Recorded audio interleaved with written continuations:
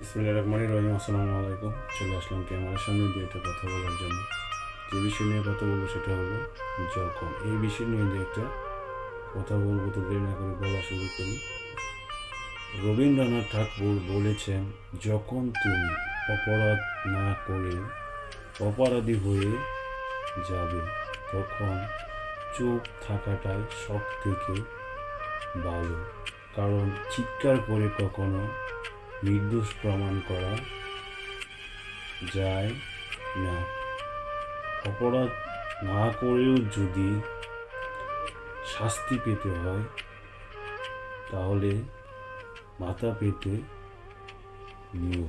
কারণ তোমার শাস্তির সাজা উপরওয়ালা একদিন তাকে ঠিকই দেবে। সো গল্প বিষয়ে দেখা হবে, কথা বলবো অন্য কোনো ভিডিওতে।